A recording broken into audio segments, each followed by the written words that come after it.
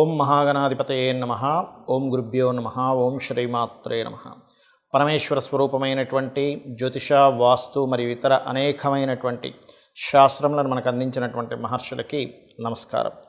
హయగ్రీవ హయగ్రీవ హయగ్రీవేతి యో వదేత్తస్య నిస్సరతే వాణి జహ్నుకన్యా ప్రవాహవత్. అరుణాం కరుణాతరంగితాక్షీం ధృతపాశాంకుశపుష్పబాణచాపాం అనిమాదిభిరావృతాం మయూకైః అహమిత్యేవ విభావయే భవానీం. శ్రీమాత్రే నమః.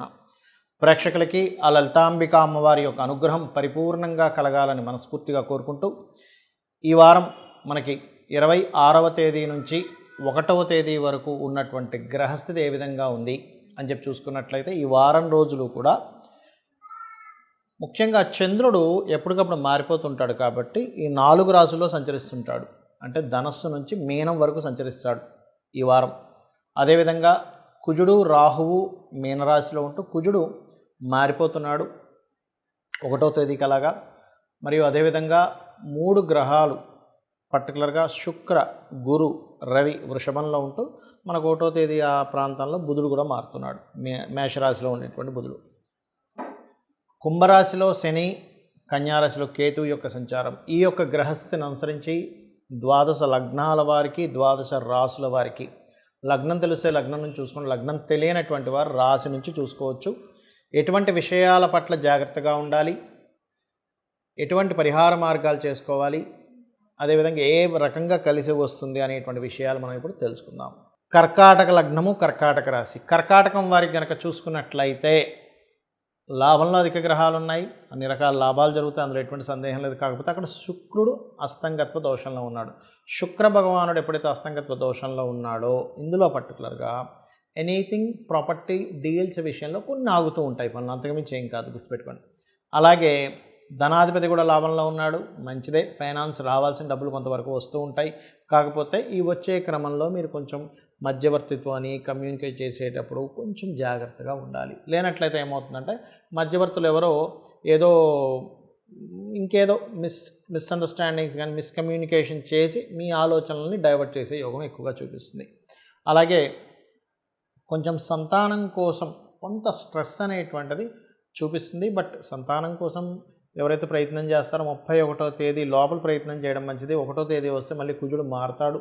అయితే కుజుడు దశమంలో ఉండడం మంచిదే. కాకపోతే ఈ కుజుడు దశమంలో ఉండడం పంచమ దశమాధిపతి అయినందుకు ఈ కర్కాటకం వారికంటే మీకు కొంచెం జాబ్లో లీడర్షిప్, మీకంటూ ఒక టీంని ఇవ్వడం, కాకపోతే అదేవిధంగా కొంతవరకు మీకు ఆ ప్రెషర్ కూడా ఉంటుంది. అగ్నితత్వ రాశిలో కుజుడు ఉన్నాడుగా, కాబట్టి దానివల్ల కొంత గొడవలు, ఘర్షణలు కూడా అవుతాయి. ఎందుకంటే దశమంలో 1వ తేదీ నుంచి కుజుడు వస్తున్నాడు కాబట్టి 1వ తేదీ నుంచి మీ యొక్క జాబ్ రిలేటెడ్ సంబంధించినటువంటి విషయాలలో చాలా కేర్గా ఉండాలి, గుర్తుపెట్టుకోండి. అలాగే మీకే కాకుండా మీ యొక్క జీవిత భాగస్వామి కూడా ఏదైనా వృత్తి సంబంధించిన విషయంలో పాజిటివ్ ఫలితాలు రావడం అనేటువంటిది చాలా స్పష్టంగా గోచరిస్తుంది.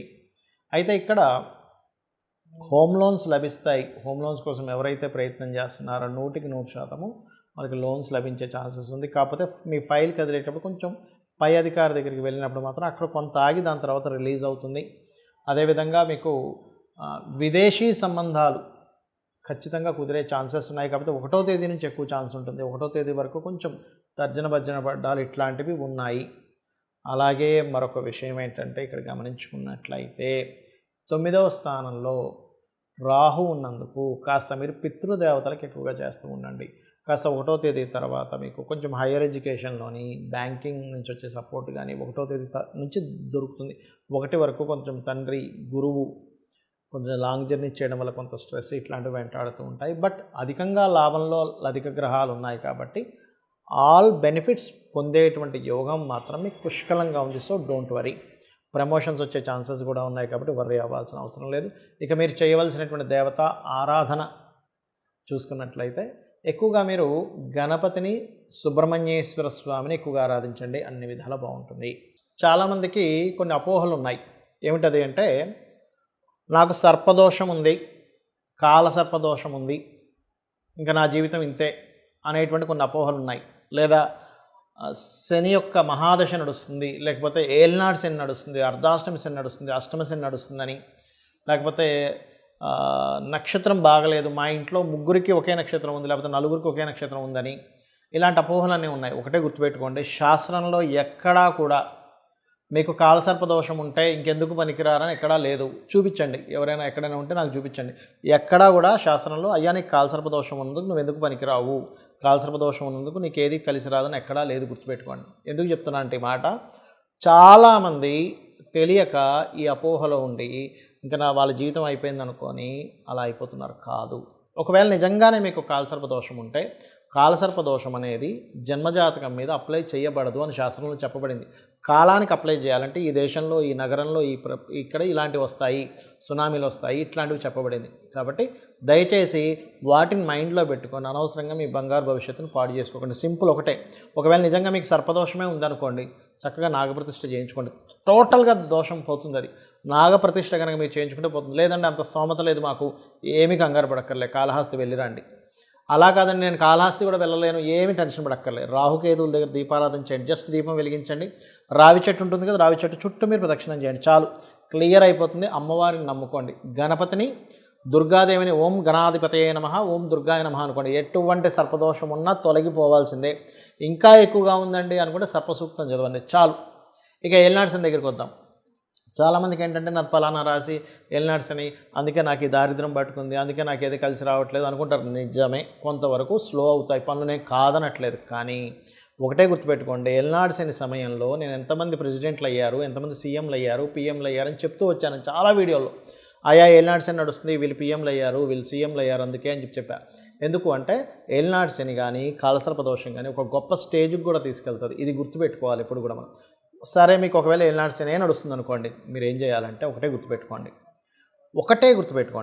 ఏమిటది అంటే, మీరు గనక రెగ్యులర్గా యువకులైతే మధ్యాహ్నం పూట నిద్రపోకూడదు, నూనెని దానంగా ఇస్తూ ఉండండి. ఆలయంలో దీపారాధన కోసం ఇస్తూ ఉండండి. నరసింహస్వామి, ఆంజనేయ స్వామి లేదా సుబ్రహ్మణ్యేశ్వర స్వామి ఆలయాలకు వెళ్ళండి, ఖచ్చితంగా క్లియర్ అయిపోతుంది. ఇక ఇక్కడ ఇంకొక అపోహ ఉంది అందరికి. ఏమిటది అంటే, ఎప్పుడు ఏదో బాధతో ఇబ్బంది పడుతూ ఉంటారు. వాళ్ళు సింపుల్గా ఎప్పుడూ నా చిన్నప్పటి నుంచి నేను బాధలే పడుతున్నానండి అనే వరకు ఒక అద్భుతమైన మంత్రం చెప్తాను. దాన్ని మించిన మంత్రం ఈ ప్రపంచంలో లేదు, గుర్తుపెట్టుకోండి. అదేమిటి అంటే ఓం మధుసూదనాయ నమః, ఓం శ్రీమాత్రే నమః. ఈ రెండు కలిపి చేయండి. ఖచ్చితంగా మీరు ఎంత గొప్ప స్టేజ్కి వెళ్తారంటే, మీరు బాధలో ఉండడం కాదు, ఇంకొక 1000 మంది, 1,00,000 మంది, 1,00,00,000 మంది బాధల్లో ఉన్న వాళ్ళని ఏం కాదనేటువంటి ధైర్యం ఇచ్చేటువంటి పొజిషన్లోకి వెళ్ళగలుగుతారు. ఇక ఒకే నక్షత్రం ముగ్గురుకుంది, నలుగురుకుంది, మా ఇంట్లో అందరికీ ఉంది, దోషమా? ఏమీ కాదు, కంగారు పడకండి. ఎందుకు భయపడతారంటే, ఒకే నక్షత్రం ఉన్న వాళ్ళకి ఏలినాడ్సంలో అర్ధాష్టమిశం, అష్టమిశంలో ఒకటే వస్తాయని బాధపడతారు. కానీ శాస్త్రంలో ఎక్కడా కూడా ఒకే నక్షత్రం గల వాళ్ళు ముగ్గురు ఒకటేసారి ఒకే ఇంట్లో ఉండకూడదని లేదు, అసలు లేదు. అలాగా శాస్త్రంలో లేదు. ఎవరైనా మధ్యలో వాళ్ళు చొప్పించి రాసి ఉండాలి, కానీ శాస్త్రంలో ఋషి ఎక్కడ మనకు చెప్పలేదు. ఇది గుర్తుపెట్టుకోండి. మనకి మహర్షి ఎక్కడా కూడా ఒకే నక్షత్రం గల వాళ్ళు ముగ్గురు, నలుగురు ఒక ఇంట్లో ఉండాలని కానీ ఉండకూడదని కానీ ఏమీ లేదు, గుర్తుపెట్టుకోండి. కాబట్టి ఇటువంటి మూఢత్వమైనటువంటి వాటిని నమ్మకండి. శాస్త్రంలో ఏం చెప్పారు, మహర్షి ఏం చెప్పాడు మనకి, అది జెన్యూన్, అది కావాలి మనకి. ఏదో పిచ్చివన్నీ పెట్టేసుకొని ఇంక ఇది నాకు కలిసి రాదు, ఏలినాడ్సన్ వచ్చింది కాబట్టి నాకేం కలిసి రాదు, సర్పదోషం ఉంది కాబట్టి నాకేం కలిసి రాదు, అది కాదు. వీటన్నిటిని ఆపరేట్ చేసేది అమ్మవారు. అమ్మవారిని నమ్ముకోండి. 100% మీరు ఏ స్టేజ్ కంటే ఆ స్టేజ్కి వెళ్తారు. వరల్డ్ రిచెస్ట్ పర్సన్ అవ్వాలంటే అవ్వగలుగుతారు, వరల్డ్ టాలెంటెడ్ పర్సన్ అవ్వాలంటే అవ్వగలుగుతారు. మీరు ఏదంటే అది అవ్వగలుగుతారు. అమ్మవారిని నమ్ముకొని మీరు వెళ్ళండి, అంతే చాలు. ఇంకేం చేయకండి. శ్రీమాత్రే నమః.